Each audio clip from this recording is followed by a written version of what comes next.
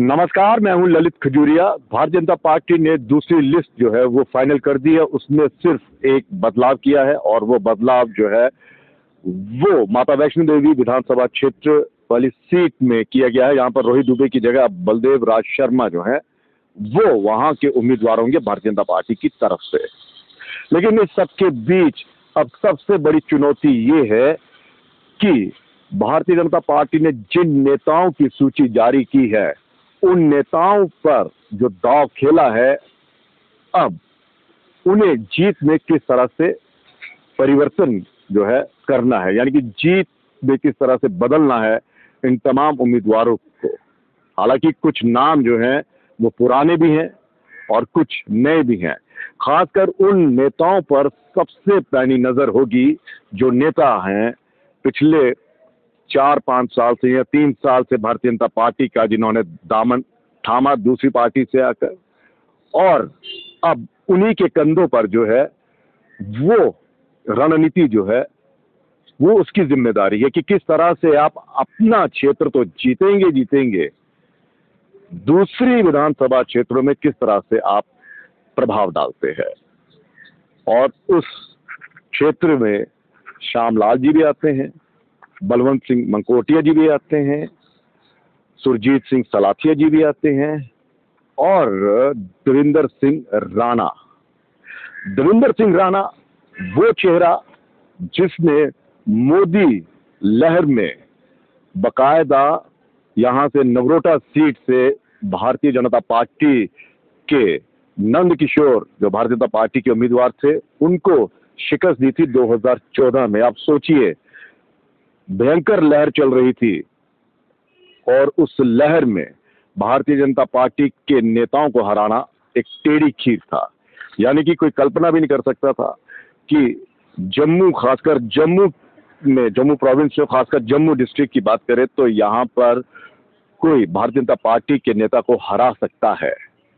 हालांकि उसमें एक कमल अरोड़ा जी भी हैं जिन्होंने अश्विनी जी को मात दी थी। हालांकि अश्विनी जी वहां पर आजाद उम्मीदवार थे लेकिन भारतीय जनता पार्टी ज्वाइन कर ली थी। लेकिन शुद्ध 24 कैरेट के भारतीय जनता पार्टी के नेता को हराना बहुत बड़ी बात थी। और उस विधानसभा क्षेत्र को जब जीता तो देवेंद्र सिंह राणा ने वो लिख के दिया कि ये सीट जो कई सालों से भारतीय जनता पार्टी के पास थी और फिर उनको हराकर एनसी की सीट पर इन्होंने जीत हासिल की।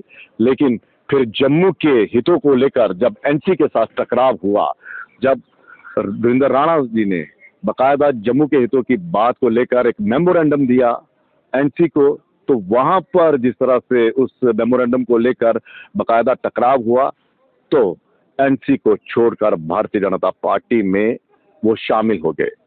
देवेंद्र सिंह राणा का कद जो है वो आप इसी से मापिए कि जो व्यक्ति भारतीय जनता पार्टी में आया और कुछ महीने भी हुए थे और उस व्यक्ति के राजनीतिक करियर और उनकी रणनीति, उनका जो बर्ताव है, लोगों के साथ सीधा संपर्क है और जिस तरह से लोगों का जमावड़ा उनके घर पर लगता है, वो ये बताता है कि उनकी जो सोच है वो किस तरह की सोच है।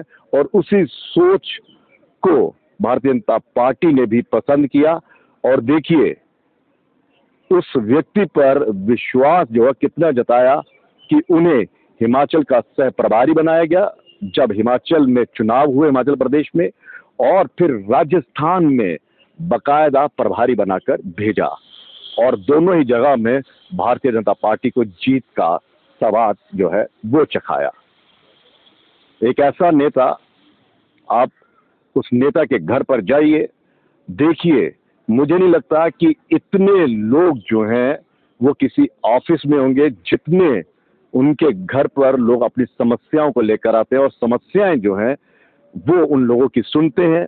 उनका जो व्यवहार है वो इस कदर है कि लोग जो है वो खुलकर उनसे बात करते हैं। और जिस तरह से बात करते हैं तो आप कभी देखा होगा, हमने जो देखा, हमने ये देखा कि किस तरह से वो ऑफिसर्स वगैरह उनसे फोन पे बात करके कहते हैं कि इनकी मदद जो भी है वो करते हैं।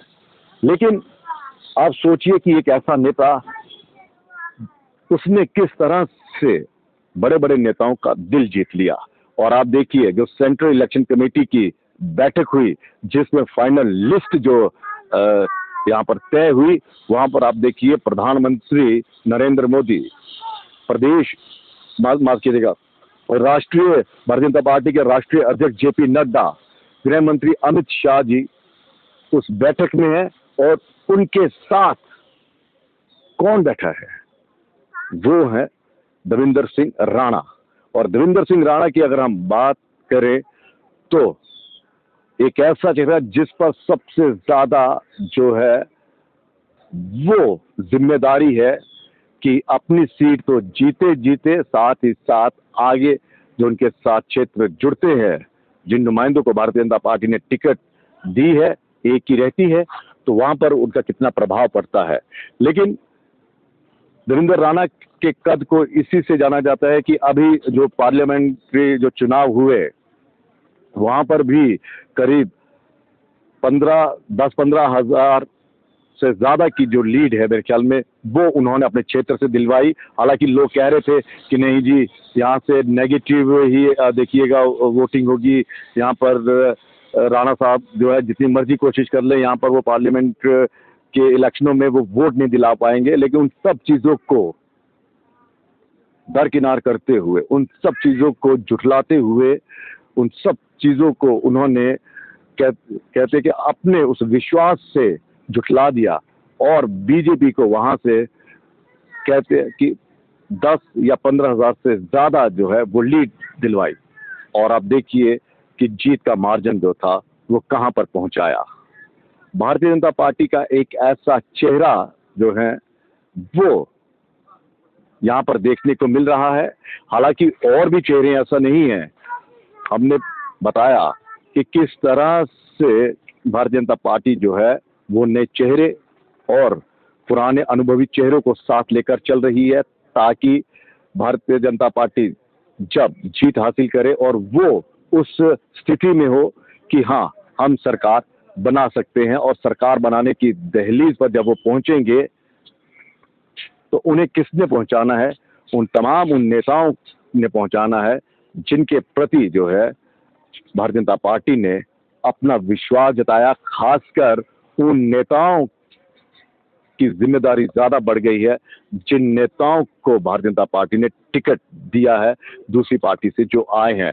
लेकिन जो बाकी नेता हैं, जो भारतीय जनता पार्टी के और नेता हैं, उन पर भी जो है अब बहुत बड़ी जिम्मेदारी बन गई है कि हमने किस तरह से जीत हासिल करनी है। लेकिन देवेंद्र राणा का हमने पहले भी कहा था कि देवेंद्र राणा पर भारतीय जनता पार्टी इसलिए ज्यादा विश्वास जता रही है कि मोदी लहर में इन्होंने भारतीय जनता पार्टी के नेता को हराया था। और अब इनकी जिम्मेदारी, उन नेताओं की जिम्मेदारी और बढ़ गई है कि जब ये नेता भारतीय जनता पार्टी की तरफ से चुनाव लड़ेगा, जो टिकट अनाउंस हुई है नगरोटे से, बाकी कितना इनके साथ जो है वो समर्थन जो है वो देते हैं। और भारतीय जनता पार्टी की ये खासियत है कि जब एक बार आला कमान ने कह दिया कि हाँ ये हमारे नेता हैं, तो कार्यकर्ता जो है वो बिल्कुल उसी राह पर चल पड़ते हैं कि हमें अब जताना है, हमें अब जीत हासिल करनी है, जितवाना है इन्हें, और कुछ वहां पर नहीं करना है। अब हालांकि वो अभी दिल्ली में है, दिल्ली से वो कब यहाँ पर पहुंचते हैं और किस तरह से वो अपने क्षेत्र में व्यस्त हो जाते हैं, लेकिन भारतीय जनता पार्टी को बहुत ज्यादा उम्मीद है अपने इस लीडर से।